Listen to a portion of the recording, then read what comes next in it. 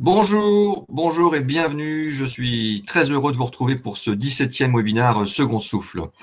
Second Souffle, depuis 10 ans, est une association reconnue d'intérêt général. Elle accompagne les entrepreneurs à rebondir avec ou sans leur entreprise ou toute autre forme d'emploi.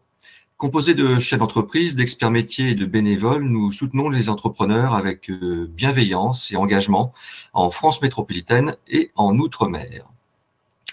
Alors, pour cette 17e webinaire, on utilise toujours la plateforme Livestorm, la plateforme française de visioconférence.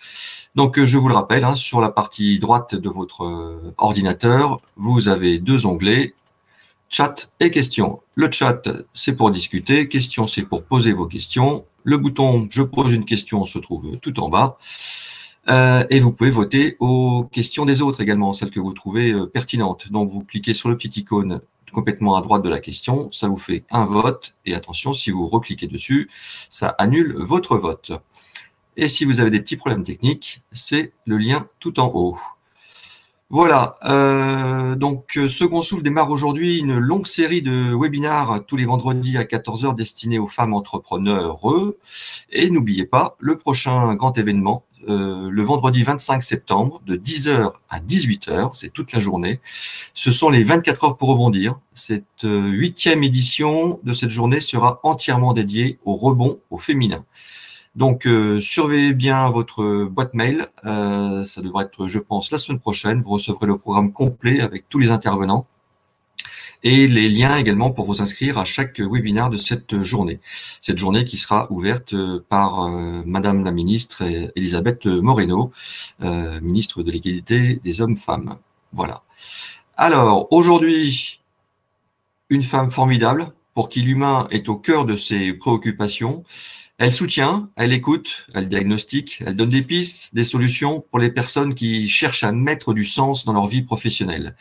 Elle les aide à rebondir. Et justement, c'est le credo de Second Souffle. Alors vous me direz, ok, c'est une personne formidable, mais quel rapport avec le titre de notre webinaire? Eh bien parce qu'elle œuvre auprès des femmes. Et qui mieux qu'une femme pour leur dire, femmes entrepreneurs, croyez en vous. Mesdames, messieurs, je suis très heureux, extrêmement ravi d'accueillir avec nous aujourd'hui Charlotte Fredouille. Bonjour Charlotte. Bonjour, bonjour à toutes et peut-être à tous s'il y en a. Merci d'être avec nous Charlotte. Donc, alors maintenant que j'annonce à tout le monde à quel point tu étais formidable, raconte-nous brièvement ton parcours. Eh bien, alors mon parcours, je vais pas remonter trop loin. J'ai eu la chance de porter un projet dans la protection de l'environnement en Indonésie pendant 6 ans.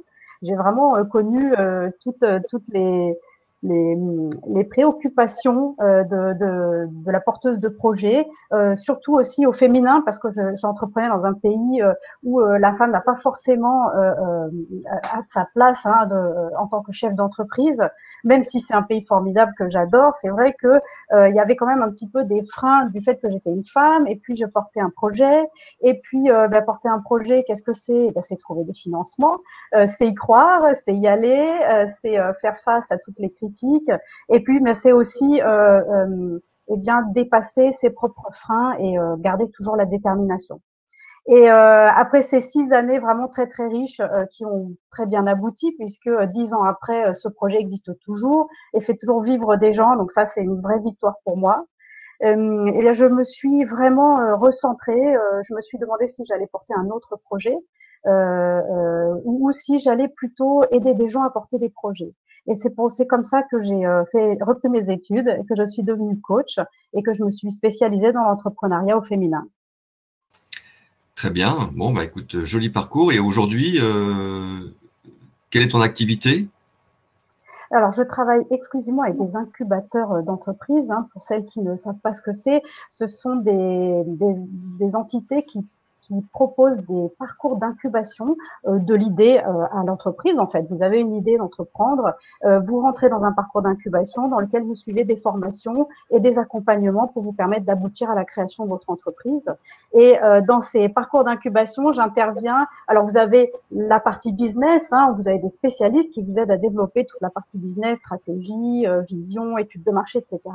Et moi, j'interviens plutôt sur la personne, l'entrepreneur, pour l'aider à avoir vraiment confiance en elle, à y croire, à trouver la motivation, la détermination, à rester toujours optimiste et à bien se sentir dans ses baskets en tant que chef d'entreprise. Oui, parce que, alors vous le savez maintenant, mesdames et messieurs, que depuis la rentrée, pour chacun de nos webinaires, vous avez la possibilité de poser vos questions avant le début du webinaire. Donc, on a eu de nombreuses questions, mais qui n'étaient pas forcément liées au thème. Donc, c'est peut-être un petit peu de notre faute. On aurait dû un peu plus préciser, mais Charlotte n'est pas experte comptable, elle n'est pas juriste, elle n'est pas avocate en droit des affaires. Elle est là pour s'occuper de l'humain, de la femme. Donc toutes les questions business plan, etc. C'est pas son rôle. Elle intervient vraiment sur l'humain. C'est bien ça, hein, Charlotte? Tout à fait, sur la confiance en soi, le leadership, les doutes, les freins, les blocages, etc. Donc Charlotte, bah écoute, je te laisse entièrement la parole pour nous expliquer, pour continuer à prolonger le titre de ce webinaire, Femmes entrepreneurs, croyez en vous. On vous écoute. Voilà. Merci beaucoup, William. Alors oui, pourquoi on a choisi ce thème-là? Croyez en vous, parce que ça, c'est très, très important d'avoir des pensées très, très positives. On a beaucoup de pensées positives sur les autres, hein, souvent. Hein, on trouve que les autres entrepreneurs réussissent très bien, que c'est formidable. Et puis quand on arrive à soi, eh ben souvent on a des pensées plutôt limitantes et qui peuvent nous freiner. Et c'est pour ça que j'ai choisi pour traiter ce thème pour réussir, croyez en vous. Je vais traiter un thème qui m'est vraiment cher et que je traite énormément en séance de coaching. Cela s'appelle les croyances limitantes. C'est issu des théories cognitivo-comportementales, qui est ma méthode de travail. Et en fait, vous allez comprendre comment débusquer ces croyances limitantes pour comprendre ce qui peut vous freiner et vous bloquer, et du coup trouver les bonnes solutions, eh bien pour vous débloquer, pour avancer et surtout pour avoir vraiment confiance en vous. Bon, alors qu'est-ce que c'est qu'une croyance déjà, hein, à la base? Une croyance, eh bien, c'est tout simplement une pensée que l'on estime être vraie. Et pourquoi on l'appelle une croyance et pas une vérité? Eh bien, c'est parce que elle est peut-être vraie pour vous, mais elle n'est pas forcément vraie pour les autres. Je vais vous donner des exemples, vous allez mieux comprendre ce que je veux dire. Donc ces croyances, eh bien, d'où viennent-elles? Ces croyances, elles découlent généralement de notre éducation, de notre environnement, de nos interactions avec les autres, de notre expérience, notamment notre expérience professionnelle. Et puis, plus la croyance est ancienne, plus elle est profondément ancrée et difficile à percevoir. Si vous sentez que, par exemple, vous êtes mal à l'aise face à un public, c'est peut-être que dans votre enfance, vous avez été confronté à des situations où vous vous êtes senti mal à l'aise, où vous avez vécu une mauvaise expérience et ça a ancré chez vous quelque chose qui est resté jusqu'à l'âge adulte.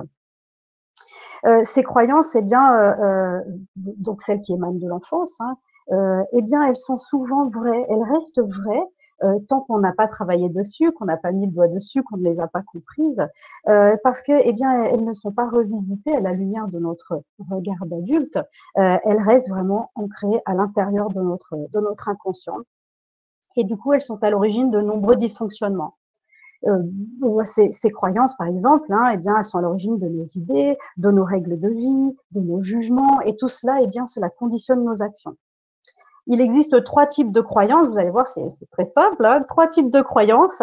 Les croyances, eh bien, sur nous, hein, sur la personne que l'on est, nos croyances sur les autres et nos croyances sur le monde. Pour vous donner un exemple, une croyance sur soi, eh bien, je dois toujours me dépasser. Voilà, ça peut être une croyance que l'on a sur soi et qui va nous pousser à toujours aller repousser nos limites. Un exemple de croyance sur les autres, les gens doivent toujours être bienveillants avec moi. Quand on va être confronté à une personne qui va être pas forcément bienveillante, et bien du coup, ça va être pour nous un non-sens total et on va être complètement déstabilisé. Un exemple de croyance sur le monde, je devrais toujours être récompensé à mes justes mérites. Alors, ce qui veut dire que, eh bien, en situation d'injustice, si on n'a pas la reconnaissance que l'on espérait, eh bien, on va paraître se sentir complètement désarçonné. Alors évidemment, hein, ces croyances, elles peuvent être positives ou négatives.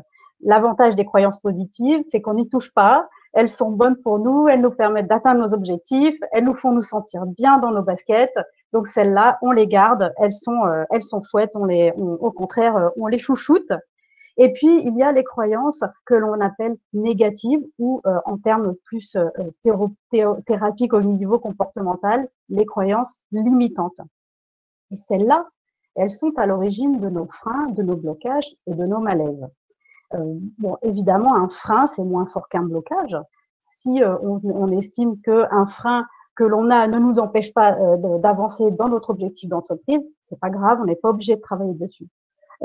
Par contre, quand on est face à un blocage, là, on sait qu'il y a une obligation de travailler dessus parce que sinon, on ne peut pas aboutir, on ne peut pas se réaliser et s'épanouir dans son projet. Ce qu'il faut savoir par rapport au fait eh bien, d'entreprendre, c'est que certaines croyances, notamment celles de l'enfance dont vous parlez tout à l'heure, peuvent rester inactives très très longtemps en situation de salariat. Il y a des choses auxquelles on n'est pas forcément confronté, donc ces croyances restent enfouies dans notre esprit. Et puis, eh bien, elles vont être réactivées par un nouveau contexte, comme monter son entreprise. Et là, on est déstabilisé parce qu'on est face à quelque chose qui surgit comme ça, un peu de nulle part, et qui nous empêche de nous sentir vraiment bien sur la route que l'on espère tracer. Je vais vous donner un autre exemple. Par exemple, si on se dit, si on a comme croyance qui vient de loin, se mettre en avant, c'est prétentieux. Alors, on sait que quand on est chef d'entreprise, on a un petit peu une obligation de se mettre en avant puisque on incarne son projet. Hein, c'est nous qui portons les valeurs de notre projet, qui portons la valeur de notre projet. Et si on a cette croyance au fond de nous qui est se mettre en avant, c'est être prétentieux, eh bien, on peut se retrouver. Et les exemples que je vous cite sont des exemples que j'ai croisés beaucoup dans les coachings que j'ai faits. Hein. Donc, ce sont vraiment des exemples qui sont issus d'expériences réelles. Si on se dit, eh bien, se mettre en avant, c'est prétentieux, on ne va pas oser parler de soi. On ne va pas oser mettre du storytelling dans la présentation de son entreprise. On ne va pas oser, eh bien, peut-être publier des choses sur les réseaux sociaux qui vont être en cohérence avec notre projet, mais qui viennent de notre vie à nous, de notre vie privée, de notre passé, de nos expériences, etc. On va peut-être pas oser répondre à des journalistes. On va peut-être pas oser passer à la télévision sur BFM TV, par exemple, etc. C'est une croyance qui, enfin pour moi, hein, quand on parle justement, quand on voit dans les médias qu'il y a très peu de femmes entrepreneurs, c'est cette croyance-là qui ressort, enfin pour moi à chaque fois. On dit que les femmes n'arrivent pas à entreprendre parce qu'elles n'osent pas. Elles ont peut-être peur, effectivement, à cause de cette croyance. Oui, peut-être la peur de se mettre en avant et puis du coup de passer pour une mauvaise personne parce que peut-être dans la culture, dans ce que nous ont transmis nos parents, dans notre éducation, on nous a toujours peut-être appris à être discrète, à ne pas trop se montrer, à ne pas trop se vanter, etc. Et ça peut avoir laissé des traces. Oui, puis est-ce que c'est peut-être aussi typiquement français aussi cette attitude. Peut-être. Alors c'est vrai que les anglo-saxons osent plus se mettre en avant sans pudeur en fait, hein. Enfin avec moins de pudeur que nous en tout cas. Et c'est plutôt bien, hein. C'est pas du tout une critique. C'est important de parler aujourd'hui, surtout aujourd'hui où plus ça va, plus la chef d'entreprise doit incarner son projet pour convaincre. C'est vraiment très important de mettre cette croyance-là de côté et d'oser se mettre en avant, d'oser parler de soi, d'oser mettre sa photo sur les réseaux sociaux et puis d'être présente en fait pour faire la promotion de notre entreprise. Après, il y a plein d'autres croyances que je retrouve dans les coachings, hein, donc dans les coachings que je fais avec des femmes entrepreneurs. Il y a des croyances, par exemple, sur la réussite. Hein, est-ce que c'est bien de réussir? Est-ce que c'est mal? Toujours dans cette dans cette optique d'être mis en avant. Il y a aussi des croyances sur l'échec. Par exemple, des gens qui se disent je n'ai pas le droit à l'erreur ou échouer, c'est la pire chose qui puisse m'arriver. Alors quand on a ces croyances-là, on est bloqué par la peur en fait. On a peur d'y aller. Pourquoi? Parce qu'on se dit que la pire chose qui puisse nous arriver, le scénario du pire, c'est d'échouer. Donc du coup, on est paralysé. Il y a aussi des croyances sur la place de la femme dans l'entrepreneuriat, même si ça change beaucoup et c'est génial parce que ça va vite. Certaines femmes ont encore en tête l'impression que face à un banquier, si elles n'ont pas un associé homme, elles ne feront pas le poids. Parfois c'est vrai, encore un peu. Parfois ça n'est pas vrai. En tout cas, ces croyances-là, elles perdurent et elles font que les femmes se mettent un peu un plafond de verre au-dessus de la tête et n'osent pas faire certaines démarches ou n'osent pas demander de gros montants parce qu'elles se disent que en tant que femmes, elles ne seront pas prises au sérieux. Il y a aussi beaucoup de croyances sur la bonne entrepreneur, hein, un peu la mythe de la super woman, de la Wonder Woman, que pour être entrepreneur, il faut être à fond, ne jamais partir en vacances, travailler jour et nuit, penser à son entreprise même sous la douche. Voilà, il y a toutes ces croyances-là qui peuvent faire peur et puis qui peuvent un petit peu mettre une pression. Mais c'est vrai, oui. C'est vrai. Et c'est vrai que vous n'aurez plus de vie si vous entreprenez. Voilà, une belle croyance. Voilà, toutes ces croyances-là ne se vérifient pas forcément. Vous avez des entrepreneurs qui entreprennent à leur rythme, à leur façon, qui ne sont pas pressés parce que tout le monde ne sort pas un objet technologique avec une concurrence absolue. Non, on peut aussi être dans un créneau où on décide de prendre son temps et on peut même entreprendre parce qu'on a décidé de prendre son temps dans la vie. C'est possible. Alors, il y a aussi des croyances sur notre capacité à y arriver, notre capacité à avoir les épaules. Je coach beaucoup de femmes qui se persuadent qu'elles n'y arriveront pas, qu'elles n'ont pas les épaules, alors que quand on met en lumière le parcours qu'elles ont, ce qu'elles ont traversé pour en arriver là, on se rend bien compte que les épaules, elles les ont, que les capacités, elles les ont, mais que les doutes subsistent quand même. Et c'est très important de croire en soi. On n'est pas obligé de se trouver merveilleux pour entreprendre, mais c'est important de croire en soi, de croire qu'on a la capacité de faire face aux difficultés. Il y a aussi beaucoup de thématiques. Alors ça, c'est vraiment, j'en entends beaucoup. Encore hier, hein, j'ai coaché une femme qui m'a parlé de ça, la légitimité. Alors, beaucoup d'entre nous, mesdames, se posent beaucoup de questions par rapport à sa légitimité. Est-ce qu'elle est à sa place parce qu'elle entreprend dans un domaine qu'elle ne connaît pas? Moi, je coach beaucoup de femmes qui entreprennent dans des domaines qu'elles ne connaissaient pas avant, dans lesquels elles n'ont pas d'expérience professionnelle. Eh bien, ça existe. Ce sont des entreprises qui marchent très bien. On n'a pas forcément besoin de connaître à fond un domaine, d'être expert dans un domaine pour monter une entreprise dans ce domaine-là. Et donc, il y a beaucoup de questions de légitimité. Est-ce que je vais être prise au sérieux alors que je n'ai pas d'expérience professionnelle dans ce domaine? Est-ce que je vais réussir à vendre mon produit ou mon service? Voilà, beaucoup de questions de légitimité. Et puis, tout simplement même, est-ce que je suis légitime en tant que chef d'entreprise? Donc, beaucoup de croyances très limitantes, notamment un syndrome qui s'appelle le syndrome de l'imposteur. Ça, j'en ai parlé hier avec une personne que j'ai coachée, une personne très brillante qui me dit oui, mais de toute façon, si je suis arrivée là, c'est parce que j'ai eu de la chance. Alors ça, c'est une croyance toujours qui m'étonne. Ben non, hein, on n'est pas là grâce au hasard, on n'est pas là grâce aux autres, on est là bien grâce à soi parce qu'on a tout mis en œuvre pour être là où on est et il n'y a pas de raison que ça soit grâce aux autres ou à la chance. Il y a aussi voilà, bon, je pourrais vous dire plein de choses sur ce syndrome-là. Ce qu'il faut se dire, c'est que il est très important de travailler son estime de soi pour contrer nos croyances limitantes. L'estime de soi, qu'est-ce que c'est? C'est la valeur que l'on se donne. C'est très important de se donner de la valeur et de croire en soi parce que ce ne sont pas forcément les autres qui vont croire en vous. Il ne faut pas forcément attendre que les autres croient en vous. Au contraire, il faut d'abord que vous-même, vous vous obligiez, si c'est difficile pour vous, à croire en vous. C'est vraiment une décision à prendre. On n'a pas besoin de faire 10 ans de thérapie pour ça. On peut aussi se dire, allez, maintenant, je crois en moi. Et ça peut être le point de départ de quelque chose de très positif. Alors, je vois qu'il y a des questions. William, est-ce que tu veux que je commence ou je termine encore? J'ai encore Vas-y. de croyances. Il y a beaucoup de croyances sur l'argent. Je retrouve beaucoup ça chez les femmes.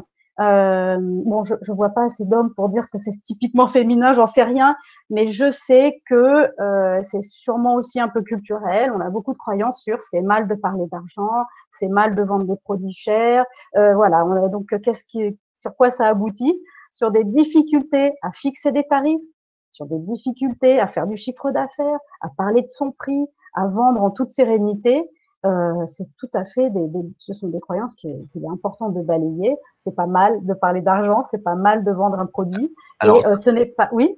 Ça, on disait que c'est un tabou en France de parler d'argent. Est-ce que c'est encore plus vrai pour les femmes que pour les hommes français?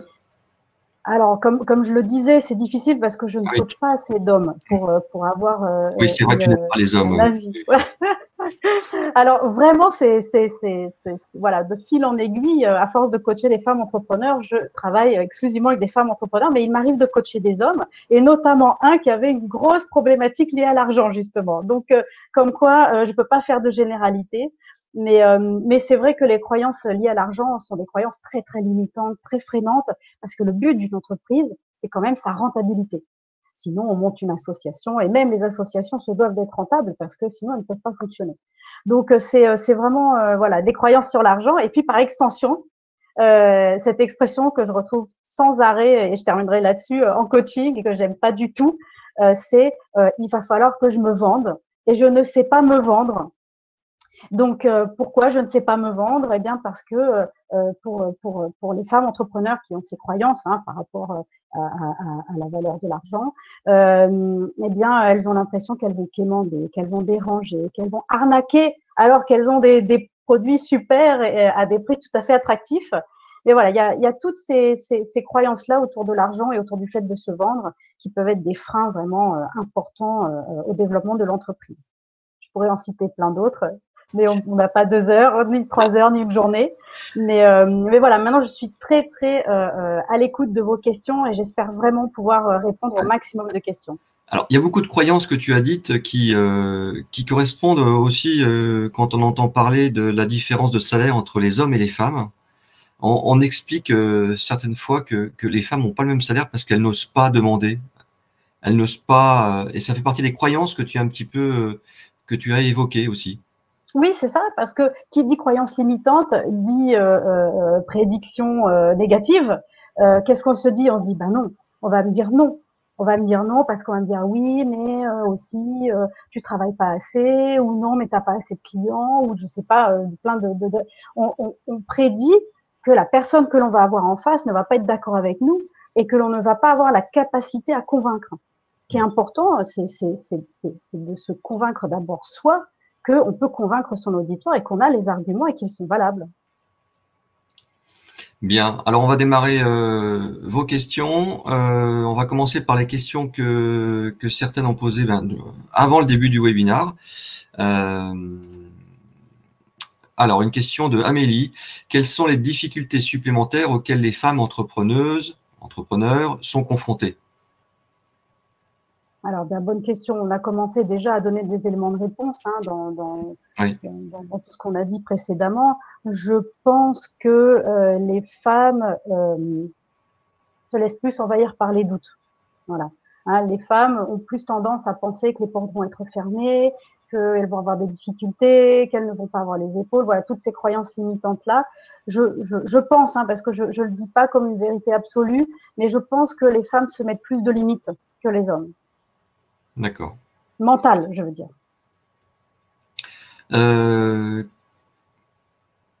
Alors, une question de Isabelle nous dit je suis au chômage depuis 4 ans. J'ai pendant ce temps-là opéré une reconversion dans le but de créer mon entreprise. Ce projet n'a pas pu aboutir. Comment retrouver de la confiance en soi à 53 ans pour retrouver un emploi et justifier de cette période? Comment y croire encore à l'heure où la conjoncture ne s'y prête pas?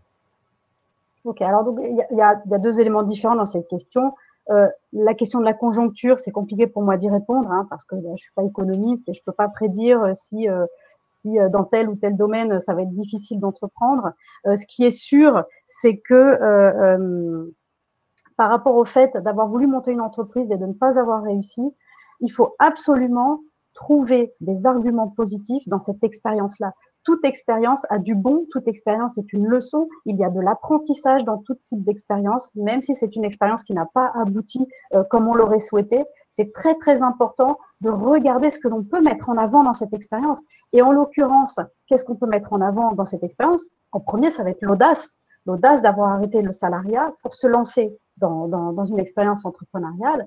Ça, c'est pas anodin d'avoir cette audace-là. Ça veut dire qu'on a osé, qu'on y a cru, qu'on s'est lancé. Enfin, il y a vraiment tout ça, toutes ces qualités à mettre en avant qui sont très importantes et qui vont être très importantes à l'embauche aussi. La capacité de ne pas avoir peur d'être autonome, de ne pas avoir peur de faire face à des choses que l'on ne connaît pas, de faire face à des difficultés, etc. Donc, ça, c'est très important. Et de continuer dans ce que l'on a vécu à aller chercher tout ce qu'il y a eu de positif, tout ce que ça nous a apporté, tout ce en quoi on s'est enrichi. Et une fois qu'on a bien noté tout ça, qu'on a bien pris conscience de tout ce qu'on a gagné comme chose positive dans cette expérience, eh bien, se dire que ces choses positives-là sont des arguments pour être embauché dans une entreprise si l'on souhaite retrouver un travail. On peut totalement se valoriser, même si on a essayé de monter une entreprise qui n'a pas abouti. Très bien, merci Charlotte. Une question de Céline. Entreprendre à plusieurs est rassurant pour beaucoup de raisons, mais comment dépasser la peur d'entreprendre lorsqu'on est seul? Alors, la peur d'entreprendre, la solitude de l'entrepreneur, on appelle ça. C'est quelque chose qui existe, qui est très, très courant, hein, que je traite pas mal en coaching. Et qui ne devrait pas j'ai peur arriver. d'être seule. Ça ne devrait pas arriver. Un entrepreneur devrait toujours être bien entouré. Oui, c'est ça. Mais en tout cas, ce qui est sûr, c'est que, comme on dit, hein, il vaut mieux être seul que mal accompagné. Ça, c'est une première chose. Non, c'est surtout identifier exactement. Est-ce que c'est une peur ou est-ce qu'il y a un vrai besoin de trouver un associé ou une associée? C'est ça la vraie question. Si c'est juste la peur d'être seul, c'est quelque chose qui pour moi ne peut pas aboutir sur une vraie recherche d'associés. Parce que, attention, prendre un associé, c'est tout partager. C'est partager la vision, c'est partager les décisions, c'est partager les revenus de l'entreprise, c'est tout ça. Donc, si on prend un associé juste parce qu'on a peur d'être seul, est-ce qu'on ne peut pas trouver une autre formule qui va faire qu'on va se sentir moins seul? Peut-être faire partie d'une association de femmes entrepreneurs, peut-être voilà, trouver un coach business qui va nous accompagner une fois par mois pendant un certain temps, peut-être rentrer dans un programme d'incubation. Il y en a des gratuits, hein, il y en a des payants, il y en a des gratuits. On peut trouver pour tout le monde un programme d'accompagnement à la création d'entreprise. Je pense vraiment que c'est très important de se poser la question, est-ce que j'ai vraiment besoin d'un associé, c'est-à-dire d'une personne qui va avoir des compétences complémentaires pour monter l'entreprise avec moi, ou est-ce que j'ai juste peur d'être seule, auquel cas, il ne faut pas chercher un associé. Ouais. Une question de Ourdia. Comment entreprendre quand on est une quinquagénaire en situation de handicap? Alors, comment entreprendre? Eh bien, déjà, avoir une idée d'entreprise. Le handicap n'empêche pas d'avoir des idées d'entreprise. J'ai moi-même accompagné des personnes en situation de handicap, notamment visuel, qui étaient chefs d'entreprise. Et d'ailleurs, je pense à une en particulier. Je l'ai accompagnée parce que ça faisait partie de son programme d'incubation, mais en fait, c'était la seule de la promotion qui n'avait pas besoin de moi. Parce qu'elle me disait, mais moi, j'ai pas de problème de confiance en moi, tout va bien, je suis très bien entourée, ça marche très bien pour moi. Et je me disais, mais ça, c'est fort quand même, parce que c'est la personne en situation de handicap dans une promotion de femmes entrepreneurs qui n'a pas besoin de mes services de coaching. Donc, j'avais trouvé ça vraiment génial. Et non, je pense sincèrement qu'au contraire, le handicap peut être un support. Si vous décidez d'entreprendre dans une thématique liée au handicap, ça peut être vraiment un support. Si vous n'êtes pas dans le désir de développer une thématique liée au handicap, vous pouvez trouver vraiment du soutien parce que les personnes qui ont un handicap, eh ben, elles sont très soutenues, elles sont très encouragées. Il y a toujours des gens pour leur dire c'est formidable de faire ça, tu es un exemple. Voilà, il y a vraiment, je pense sincèrement que le handicap n'est pas du tout un frein, au contraire pour entreprendre. Bien. Une question de Céline. Comment créer des partenariats pour trouver du soutien financier, conseil? Alors, là, je vais vous parler de ce que je connais. Je vais vous donner une réponse qui est vraiment orientée sur ce que je connais. Je conseille toujours d'être accompagné. Comme je le disais, vous pouvez trouver des programmes d'accompagnement, d'incubation qui sont gratuits. Vous pouvez en trouver aussi des payants. Il y en a vraiment pour toutes les bourses. Je pense qu'avant toute chose, c'est important de rentrer par l'incubation dans le monde de l'entreprise. Pourquoi? Parce que dans le programme d'incubation, vous allez avoir des liens avec un comptable, des liens avec un juriste, des liens avec des personnes spécialisées dans la communication, vous allez avoir des formations, etc. Et tout ça, ça va vous donner des connaissances et un début de réseau pour entreprendre. Si vous ne souhaitez pas rentrer dans un programme d'incubation, il y a des associations de femmes entrepreneurs où il y a des échanges de conseils, des échanges de cartes de visite. Et voilà, si vous avez besoin d'un bon conseiller, vous allez dans le réseau. Est-ce que vous connaissez quelqu'un, un bon coach business, et vous avez toujours une personne qui va vous donner une réponse, etc. On peut répondre, hein, on peut donner les noms de ces réseaux, comme ça on pourra répondre à Cathy qui demandait existe-t-il des aides spécifiques pour les femmes entrepreneurs. On pourra répondre aussi à d'autres questions qui sont dans le même sens. Si tu peux les citer, hein, Charlotte, voilà, je l'ai fait. Alors, il y a des réseaux qui organisent des rencontres de femmes entrepreneurs. Je pense notamment à Femmes des Territoires. Je pense également à Actionnel, qui est basé dans pas mal de lieux en France. Il y a aussi des associations qui accompagnent, je pense notamment aux premières. Je pense également à Willa, à Paris. Voilà, il y a en France, et il y a aussi beaucoup d'associations locales de femmes entrepreneurs. Je connais pas tous les noms, mais je sais que les femmes entrepreneurs ont de plus en plus tendance à se réunir, à former des associations, à organiser des réunions. Là, je sais que Femmes des Territoires organise une réunion dans le fin fond du Gard le 10 septembre. Et c'est formidable parce que justement, j'ai une amie entrepreneur là-bas qui est dans cette solitude de l'entrepreneur et qui va pouvoir rallier Femmes des Territoires via cette réunion qui n'est pas dans une grande ville, mais plutôt au cœur des territoires. Donc vraiment, n'hésitez pas à faire des recherches, réseau d'entrepreneuriat féminin, vous tapez sur Google, vous allez trouver quelque chose près de chez vous, c'est sûr. Je suis en train de je vais vous les taper sur le chat. Les premières, Actionnel, Action, apostrophe L, oui. Femmes des Territoires, oui. Et vous avez même le premier Femmes des Territoires, en fin de compte, qui s'appelait Femmes de Bretagne, oui. Et qui s'est étendu sur le réseau France en s'appelant maintenant Femmes des Territoires. Voilà, c'est dans le chat. Autre question, on va passer aux questions en live maintenant, Charlotte. Alors, il y en a une que j'ai vue qui me semblait très très bien, c'est une question de Berthe.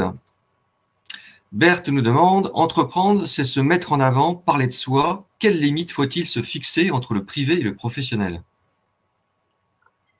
Alors, vaste question. Quelles limites faut-il se fixer? Alors, je pense que c'est pas une question d'organisation de travail. Hein. Je pense qu'on est vraiment sur parler de soi. Est-ce qu'on parle de son intimité, de sa vie, etc. Et ma réponse, elle est simple. Hein. Vous vous fixez la limite qui vous convient. Et c'est pas anodin. Ça veut dire qu'il vous faut réfléchir à quelle est la limite qui vous convient. Ce à quoi vous dites oui, ce à quoi vous dites non, ce que vous avez envie de donner de vous-même, de votre intimité, de votre vie, et ce que vous voulez garder pour vous. Donc, c'est important que vous vous posiez cette question de façon personnalisée, en vous demandant vraiment, voilà, qu'est-ce que je suis prête à donner de moi à ma clientèle, à mes partenaires et à mes financeurs. Et aux réseaux sociaux, parce que c'est surtout beaucoup, on passe beaucoup par les réseaux sociaux quand on démarre une entreprise, parce que c'est gratuit et que c'est facile d'accès. Mais je pense que c'est vraiment important d'être à l'aise avec ce qu'on va dire de soi. Et c'est pour ça qu'il faut passer par ce moment de réflexion sur avec quoi je vais être à l'aise. J'ai coaché des femmes qui étaient à l'aise avec un tout petit peu, en ne donner qu'un tout petit peu de leur vie privée. Et voilà, et ben elles ont commencé comme ça. Et d'autres qui étaient très contentes de parler d'elles, de parler, par exemple, une femme qui a monté une ligne de vêtements pour enfants, des vêtements pour des vêtements filles, mais avec des motifs plutôt garçons pour éviter l'habillement genré. Et alors elle mettait beaucoup ses enfants en avant sur les réseaux sociaux, ses enfants qui portaient ses vêtements, etc. Donc franchement, la limite, c'est vous qui la fixez. Mais il faut être à l'aise, il faut être bien parce que quand on parle de soi, si on est à l'aise, on est beaucoup plus convaincant. Ouais. Et je ne sais pas si des stages de théâtre ou du coaching de. Bien sûr. L'improvisation, j'en connais qui font de l'improvisation. Savoir parler en public, tout ça, ça aide aussi. Oui, ça aide. Il y a des coachs qui sont spécialisés dans prendre la parole en public.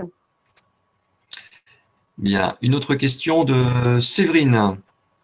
Comment lutter seul contre ces croyances limitantes du type légitimité ou difficulté à oser se mettre en avant? Alors, lutter seule, je pense que ce qu'elle entend par là, c'est ne pas être accompagnée en fait, hein, par un coach ou par un psychothérapeute ou un psychanalyste, bref. Donc, lutter seule, eh bien, je pense qu'il faut en passer par le questionnement. Qu'est-ce qu'il fait le coach? Il vous pose des questions, il vous permet d'approfondir, d'aller chercher, et puis surtout de les mettre à jour en fait. Donc, c'est peut-être un travail que vous pouvez essayer de réaliser seul, pourquoi pas, en vraiment prenant un moment de calme ou peut-être en demandant à une personne de vous questionner pour comprendre exactement. Eh bien, première chose à faire, c'est l'écrire cette croyance limitante. Quand on dit oui, mais bon, je suis pas très à l'aise en public et tout, je me sens pas bien, j'ai les mains moites. Eh ben, voilà, d'essayer de comprendre qu'est-ce qu'il y a derrière ça, qu'est-ce qu'il y aurait comme chose que l'on croit qui fait qu'on est dans cet état de stress face à un public. La croyance limitante, en fait, elle est à l'origine d'une pensée automatique qui va être à l'origine d'une émotion. Et cette émotion va être à l'origine de syndromes physiques, de symptômes physiques. Par exemple, si voilà, on va partir du symptôme physique, j'ai les mains moites quand je suis face à un public, eh bien, quelle est la pensée automatique, quelle est l'émotion qu'il y a derrière? Une émotion de stress. Et ce stress est induit par la pensée automatique au moment où on monte sur scène, où on se dit « Oh là là, je vais avoir l'air bête ». Eh bien, la croyance limitante, c'est quand je suis face à un public, j'ai l'air bête. Voilà, et c'est important de commencer par les nommer. Voilà. Ne cherchez pas à savoir forcément de faire un travail de psy sur qu'est-ce qui m'est arrivé dans l'enfance pour penser ça, c'est pas forcément utile. Ce qui est important, c'est de savoir qu'est-ce qui nous freine ou qui nous bloque et comment est-ce que je peux le solutionner, comment est-ce que je peux dépasser cette croyance limitante. Très bien. Alors, autre question, je les prends dans le sens, les questions où, pour l'instant, qui ont le meilleur vote. Hein. Je vous rappelle que vous pouvez voter aux questions des autres et les questions, si vous n'osez pas poser la question, si vous avez une croyance limitante parce que vous voulez pas poser une question, donc votez pour celle des autres si elle vous semble pertinente. Donc, je vais prendre une question de Zina. Je suis hypersensible. Comment me protéger en entrepreneuriat? Alors, l'hypersensibilité, c'est un domaine que je connais pas vraiment parce que là, on est vraiment dans le psy, hein. Ce qu'il faut, c'est comprendre, eh bien, qu'est-ce qui génère cette situation. Est-ce que vous êtes sensible à tout ou est-ce qu'il y a des situations spécifiques dans lesquelles vous êtes sensible? Si ces situations spécifiques sont celles que l'on rencontre en entrepreneuriat, eh bien, c'est important de réfléchir. Est-ce qu'on doit moduler sa façon d'entreprendre pour qu'elle corresponde à notre personnalité? Sachant que si c'est beaucoup plus difficile de moduler sa personnalité pour que cela corresponde à ce que vous voulez entreprendre. Parce que moduler sa personnalité, ça demande un long travail, souvent que l'on ne fait pas seul. Et si vous voulez entreprendre tout de suite, il vaut mieux plutôt chercher un projet qui vous correspond plutôt que de chercher à changer en premier lieu. Comment se protéger? La question de la protection, ça va commencer peut-être par ça, par réfléchir à un projet dans lequel on ne sera pas trop mis dans des situations qui génèrent cette hypersensibilité. Bien. On va prendre la première question qui a été posée dans le live aujourd'hui. Question de Françoise. Une porteuse doit-elle être coachée tout au long de son accompagnement, c'est-à-dire de l'idée jusqu'à l'immatriculation? Alors, la réponse est non, c'est pas obligatoire, hein, vous n'êtes pas obligé d'être coaché. À quoi ça sert le coaching? Vous avez deux types de coaching. Vous avez le coaching business, donc qui va vous accompagner si vous n'avez pas de connaissances sur le développement business. Si vous en avez, vous n'avez pas besoin d'être coaché. Mais si vous avez besoin qu'on vous explique les différentes étapes et qu'on les valide pour vous, c'est-à-dire bien l'étude de marché, le business model, qu'ensuite va devenir un business plan, si vous avez besoin qu'on valide votre idée, si vous avez besoin d'être guidé, ça peut être intéressant pour vous d'avoir un coach business ou un mentor qui va vous accompagner jusqu'à vos premiers clients ou peut-être même plus. Vous avez même des mentors qui accompagnent encore jusqu'à ce que l'entreprise se développe. Par rapport au coaching de développement personnel au service du professionnel, qui est mon métier, c'est la même chose. Vous n'êtes coaché que si vous en avez le besoin. C'est vrai que l'avantage des programmes d'incubation, c'est que cela vous est proposé et que du coup, ça vous permet de dépasser des choses que vous n'auriez pas forcément cherché à dépasser si vous n'aviez pas été accompagné. Donc, la réponse tout simplement, c'est faites-vous coacher si vous en ressentez le besoin et si vous pensez que c'est bon pour le développement de votre entreprise. Et si c'est le cas, c'est sûr que ça sera un plus pour vous et que ça vous apportera quelque chose. En tout cas, ça vous fera gagner du temps et de l'énergie. Bon, alors, si certaines ne croient pas encore assez en elles, en tout cas, il y a Laurence qui croit beaucoup en toi, Charlotte, parce qu'elle demande, votre prestation est-elle prise en charge par le budget CPF, pardon. Ma prestation de coaching? Certainement, oui. Non, pas du tout. Non, non, non, parce que c'est du coaching en développement personnel, donc ce n'est pas encore assez. Je pense que ça n'est pas encore assez considéré pour être pris en charge. Ce n'est pas non plus remboursé par la sécurité sociale. C'est ça. Et en fait, ça, c'est vrai que ce n'est pas considéré comme étant essentiel au développement d'une entreprise. Et pourtant, c'est vraiment très, très important parce que on est un être humain et qu'en tant qu'être humain, on se retrouve souvent face à ces casseroles. Hein. Entreprendre, c'est une vraie aventure humaine. Et c'est génial de pouvoir dépasser ces freins et ces blocages en étant accompagné. Mais non, non, il n'y a pas de remboursement prévu pour vous si vous offrez mes prestations. Et évidemment, on ne dira pas que tu as un compte en Suisse et aux îles Caïmans. On en parle Et pas. une maison à Saint-Barthélemy. C'est ça, à côté de la tombe de Johnny. Alors, une question de Julie. Bon, je pense que tout le monde, même Julie, aura la réponse, mais est-ce que croire en soi ne dépend pas en amont d'une bonne connaissance de soi? Donc, Si, oui, bien sûr. La réponse est oui, oui, oui. Qu'est-ce que c'est avoir une bonne connaissance de soi? Eh bien, c'est bien connaître ses forces et ses faiblesses. On peut entreprendre en ayant des faiblesses, ça ce n'est pas un problème, mais c'est bien de les connaître pour savoir comment les dépasser, comment les solutionner. On n'est pas obligé de ne plus avoir ces faiblesses, mais il y a d'autres solutions, comme par exemple bien s'entourer, ou par exemple voilà, rentrer dans un programme d'incubation si on sait qu'on n'est pas très très bon en marketing ou en business plan. Voilà, c'est très important de bien connaître ses forces pour capitaliser dessus et de bien connaître ses faiblesses pour les dépasser. une question de Laurence. Comment garder l'esprit toujours positif devant la difficulté du marché? Alors ça, c'est une bonne question. C'est vrai que pour entreprendre, une qualité phare, ça reste l'optimisme. Ça ne veut pas dire être naïf, ça veut dire garder vraiment toujours l'espoir que les choses vont marcher, que ça va bien se passer. Maintenant, ça n'incite pas forcément à prendre des gros risques. C'est quand même important d'être à l'écoute de la situation pour ne pas se mettre en difficulté juste parce qu'on s'est dit, allez, j'y crois. Donc, je pense que pour garder l'esprit positif devant la difficulté du marché, il faut évidemment avoir un tempérament optimiste, mais c'est aussi important de savoir à qui poser les bonnes questions quand on est sur le point de faire un investissement. Et je rajouterai en plus et se faire coacher par Charlotte. Oui, moi je suis pas coach business, hein, je peux pas vous dire si le marché est favorable ou non. Il faut avoir un coach business et une Charlotte avec soi, toujours. Voilà, c'est ça. Merci William, je vous ferai mon chèque à la fin du webinaire. Oui, bien sûr. Oui. Moi, je suis aux Bahamas, par contre, hein, mon compte. On va s'arranger alors. Oui. Et alors, une autre question. Allez, d'une question de Jean-Paul. Jean-Paul, qui n'est pas une femme apparemment. Comment abordez-vous la question des drivers dans votre démarche pour redonner de la confiance en soi et de l'estime en soi?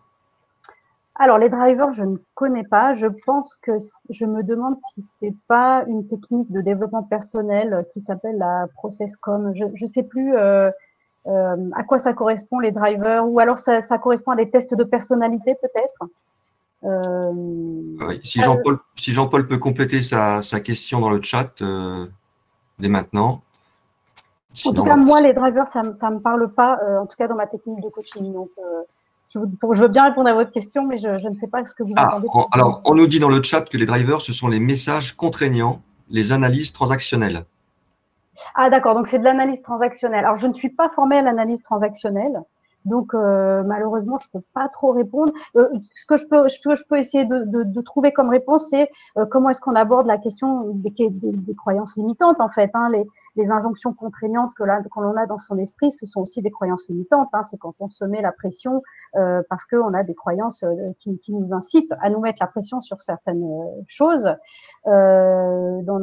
Justement, en fait, si je remplace driver par croyance limitante, c'est pour moi la première étape la plus importante, hein, c'est de bien comprendre ce que l'on a comme injonction mentale qui nous freine, qui nous oppresse, pour pouvoir se libérer et retrouver de la confiance en soi. C'est très important. Il faut vraiment se libérer de toutes ces croyances qui nous étouffent, hein, qui sont des croyances qui nous empêchent de nous estimer à notre juste valeur et qui donc vont nous empêcher d'entamer des démarches pour atteindre nos objectifs.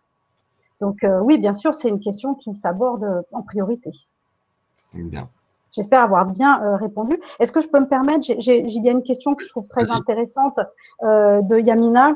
Ah bah c'est celle que j'allais mettre en avant. Ah bah voilà, on a une transmission de pensée. Comment organiser la conciliation entre femme, maman, entrepreneuse, épouse?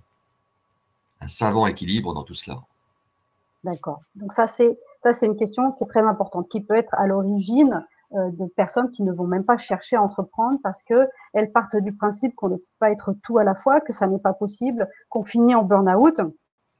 Parce que c'est arrivé, hein, ce sont pas des croyances des bêtes, hein, au contraire, hein, c'est plutôt du réel, parce que c'est vrai que quand on veut tout faire très bien, qu'on a une injonction de perfection dans tous les domaines, généralement on finit par être épuisé. Donc c'est très important de se poser la question de sa situation financière, familiale et professionnelle avant d'entreprendre. Il faut vraiment faire un état des lieux de est-ce que c'est raisonnable d'entreprendre si j'ai 3 enfants en bas âge et que je les élève seuls? Est-ce que je peux pas plutôt préparer le terrain pendant quelques années pour réaliser mon projet plus tard? Ou est-ce que je peux pas plutôt me trouver quelques associés pour monter ça avec moi? Enfin, il y a vraiment, je pense, c'est très important d'évaluer sa situation personnelle avant d'entreprendre. Donc ça, c'est la première chose. Une fois qu'on est dans le processus d'entreprise, c'est important aussi, enfin qu'on est dans le processus de désir de création d'entreprise, ça va être important d'entreprendre dans un domaine où probablement on ne va pas être obligé de travailler 16 heures par jour parce que le temps est limité et qu'on est vraiment obligé de réserver du temps pour ces autres rôles qui sont, comme vous le dites, le rôle de femme, de maman, d'épouse, etc. Donc c'est très important de préparer le terrain pour pas se retrouver coincé. Parce que si vous préparez pas le terrain, si vous ne vous posez pas les bonnes questions avant d'entreprendre, vous risquez de vous retrouver dans cette situation où vous êtes obligé de travailler 10 heures par jour, que vous regardez vos mails une fois que les enfants sont couchés, que votre époux est couché, que vous ne dormez pas la nuit, que vous travaillez le week-end, etc. Et puis bon, l'épuisement vient de là. Donc je pense que pour organiser la conciliation, comme vous le dites, c'est important d'anticiper, de réfléchir avant d'y aller.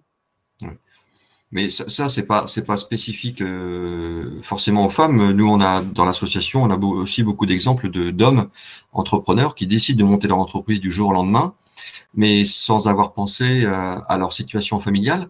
Leur épouse est à 8 mois de grossesse, ils viennent d'acheter un chien, changer l'aquarium, changer de voiture, enfin je sais pas. Donc il y a plein de choses dans la vie personnelle qui se passent déjà énormément et la personne décide de monter son entreprise. Donc ils ne se rendent pas compte de tout ce que ça va engendrer dans sa vie familiale par la suite et ça peut être une cause d'échec aussi. Oui, c'est vrai, tout à fait. C'est pas exclusivement féminin, je suis tout à fait d'accord. Et moi, j'accompagne des femmes, mais j'accompagne des personnes qui sont entrepreneurs, qui sont dans cette situation où vie privée et vie professionnelle se mélangent complètement, où elles sont totalement débordées, où elles ont même plus le temps de lire ou d'avoir des loisirs. Et dans ce cas-là, on est obligé de faire des choix. Et on est obligé de réviser ses ambitions d'entreprise à la baisse pour ralentir le rythme et se garder du temps pour le reste en fait. Donc c'est pour ne pas vous retrouver en situation d'être obligé de faire des choix, de réorganiser votre emploi du temps, de renoncer à des choses, c'est important d'anticiper. Alors, une autre question qui va certainement être longue. longue, où la réponse va être longue. Comment se débarrasser de ces croyances limitantes, perfectionnisme, syndrome de l'imposteur, peur sur les aspects financiers? D'accord. Alors, j'ai pas envie de vous donner une réponse de coach parce que c'est pas le but, mais effectivement, la première réponse, ça serait être accompagné. Voilà, première réponse que j'ai envie de vous dire, parce que pour moi, c'est bien de s'adresser à des professionnels pour pouvoir vraiment dépasser ça bien et vite, ou vite et bien. Maintenant, si vous ne souhaitez pas, vous n'avez pas le budget ou vous ne souhaitez pas rencontrer des professionnels pour vous aider à vous débarrasser de vos croyances limitantes, il y a des étapes de travail sur soi. D'abord, vous pouvez lire des livres. Il existe des livres sur les croyances limitantes, comment les débusquer, comment les dépasser. Donc, n'hésitez pas à vous fournir en littérature sur le sujet. Je pense que ça, vous trouverez pléthore de livres sur le sujet dans toutes les librairies. Vous pouvez donc, je vous conseille la lecture. Je vous conseille aussi ce que je vous ai conseillé tout à l'heure, c'est-à-dire vraiment prendre le temps quand vous êtes dans une situation où vous vous sentez mal, de comprendre ce qui se passe, de vous questionner, d'approfondir votre questionnement et de débusquer cette croyance limitante qui est à l'origine de votre malaise. Une fois que vous avez la croyance limitante sous les yeux, vous l'avez écrit, eh bien vous posez la question de comment faire pour la dépasser, qu'est-ce que je pourrais faire qui m'aiderait à être plus à l'aise dans telle ou telle situation. C'est du développement personnel, c'est quelque chose que vous pouvez faire en vous questionnant, en prenant du temps pour vous. Je pense que c'est important de prendre du temps pour soi, parce que ménager la personne que l'on est, c'est aussi important que d'écrire son business plan. Très bien, merci Charlotte. Une question de Colette. Pensez-vous que cette période est propice à créer son entreprise sans vous... J'aime bien la fin de la question quand même, sans vouloir être trop négative. Alors, bon, c'est une très bonne question, évidemment, c'est une question que tout le monde se pose. Moi, je ne vais pas vous donner de réponse parce que j'ai pas de boule de cristal et surtout parce que je n'ai pas de données économiques qui vont me permettre de vous donner des arguments réels. Par contre, ce que moi, je peux vous dire, c'est que j'accompagne des personnes qui sont en processus de création d'entreprise et qui, du coup, se permettent de prendre leur temps parce que, bon, financièrement, elles sont OK. Elles ont des revenus qui leur permettent de prendre leur temps, mais justement de se dire, comme la conjoncture n'est peut-être pas idéale, je vais prendre le temps de bien préparer mon projet, de bien faire mon étude de marché, de bien faire mon business plan. Je vais prendre le temps peut-être de chercher le bon incubateur. Voilà, cette période, elle est propice à prendre son temps pour réfléchir à son projet d'entreprendre. Et je pense que ça, c'est une très bonne chose parce que précipitation, ce n'est pas forcément synonyme de succès. Rapidement, parce que je crois que Ludovic n'a pas... On va répondre à Ludovic rapidement. Le coach business, c'est quoi exactement? Alors, qu'est-ce que c'est le coach business? Eh bien, c'est la personne qui va vous accompagner sur le plan du développement sur le plan de la rentabilité de votre entreprise. C'est-à-dire que le coach business, il va vous permettre de passer toutes les étapes de la création d'entreprise qui vont vous amener à avoir une création d'entreprise solide. C'est-à-dire, d'abord, il va vous dire, il faut faire une étude de marché. Il va valider votre étude de marché. Ensuite, il va vous aider à construire votre business model. Qu'est-ce que c'est le business model? C'est le processus par lequel votre entreprise est rentable. C'est-à-dire, en fait, c'est le processus par lequel il y a plus d'argent qui rentre que d'argent qui sort. Une fois que vous avez votre business model et qu'il est validé par un professionnel, ce qui est quand même important parce que vous allez baser toute votre entreprise là-dessus, il va vous aider à construire votre business plan. Qu'est-ce que c'est que le business plan? Eh bien, c'est la traduction en chiffres du business model. C'est-à-dire que là, on arrive vraiment à combien va coûter mon produit, combien va coûter la production de mon produit, combien je vais le vendre, combien je vais gagner, etc. Combien de clients j'aurai en année 1, en année 2, etc. Donc, c'est vraiment, pour moi, utile. Le projet, c'est le business, le coach business, il s'occupe du projet essentiellement. Voilà, il s'occupe de vous aider, il vous aide en fait à rendre votre entreprise rentable et donc à avoir des clients, à vendre bien et à gagner votre vie avec ça, et à embaucher des gens, etc. Enfin, c'est vraiment le garant de la validation du fait que votre entreprise est bien ficelée ou pas. Voilà. Est-ce que je connais des bons coachs business? J'en connais plusieurs. Je ne peux pas donner de nom, mais il existe des personnes. Mais vous n'êtes pas obligé forcément d'avoir un coach business que vous allez rémunérer si vous n'avez pas le budget, mais vous pouvez aussi trouver des mentors. Alors le mentor, soit vous le trouvez parce que vous êtes dans un, je pense que dans les parcours d'incubation, on vous attribue toujours un mentor, ce qui vous permet d'avoir un interlocuteur pour toutes ces questions business, un interlocuteur éclairé, avisé. Et puis peut-être que si vous si vous ne souhaitez pas rentrer dans un incubateur d'entreprise, si vous ne souhaitez pas adhérer à une association, si vous ne souhaitez pas vous offrir les business d'un coach, les services d'un coach business, eh bien peut-être que dans votre réseau, il y a un entrepreneur ou une entrepreneur qui serait d'accord pour vous aider un peu. Pourquoi pas? On a tous la possibilité d'avoir accès à notre réseau et au réseau des personnes qui sont dans notre réseau. Et puis, si vous êtes salarié, ça peut être très bien être votre N+1, votre supérieur, ou même le chef de l'entreprise avec qui vous avez d'excellents contacts et qui peut également vous soutenir dans vos démarches de création. Hein. Pourquoi pas?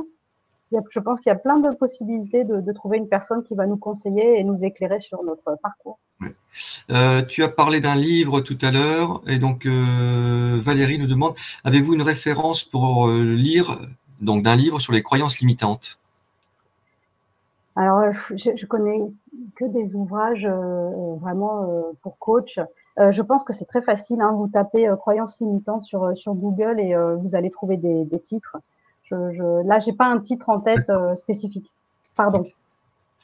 Ça, c'est intéressant, ça. Valérie également. A-t-on plus de croyances limitantes après 50 ans? Car vous dites qu'elles s'installent avec le temps. Alors, ce que j'ai dit, c'est que les croyances qui viennent de l'enfance, comme elles sont très anciennes, elles sont très profondément ancrées dans notre esprit et très souvent dans notre inconscient. Mais vous n'avez pas plus de croyances limitantes de l'enfance à 20 ans, à 50 ans qu'à 20 ans, en fait. Hein. Vous avez un peu un stock de croyances limitantes qui viennent de l'enfance et c'est un peu toujours le même au fur et à mesure du temps. Simplement, c'est plus difficile à débusquer quand on a vécu très longtemps avec et que, eh bien, on a abordé tout dans notre vie avec ces croyances limitantes, hein, notre couple, notre vie professionnelle, la façon d'éduquer nos enfants, qu'on s'est vraiment organisé autour de ces croyances limitantes pendant des années et des années, c'est plus difficile de s'en débarrasser. Mais je pense pas qu'on en ait plus. Par contre, ce qui est sûr, c'est que plus l'on vit et plus on a d'expérience, et donc plus on a d'occasion de rencontrer des situations qui vont ancrer en nous des croyances limitantes. Mais comme elles sont plus récentes, elles sont plus faciles à débusquer. Si par exemple on a vécu une expérience traumatisante face à un public il y a 10 ans et que depuis on a très peur de se retrouver face à un public, on sait c'est plus facile de comprendre ce qui s'est passé et du coup de dépasser ça. Bien, on va parler un petit peu de sous quand même. On nous demande, c'est Laurence qui demande combien ça coûte quoi un coach? Eh ben, franchement, je peux pas vous répondre. Hein, je sais. Existe-t-il des coachs éligibles au CPF? Tu fais la tête du client, toi, en fin de compte, c'est ça? Non, non, je lis la question. Il y a écrit: existe-t-il des coachs éligibles au CPF? Alors là, franchement, je ne sais pas. Je me suis jamais penchée sur la question. Après, pour ce qui a trait au budget coaching, si vous êtes dans un incubateur, vous ne payez que l'incubation et les séances de coaching font partie de l'incubation, donc vous ne les payez pas en plus.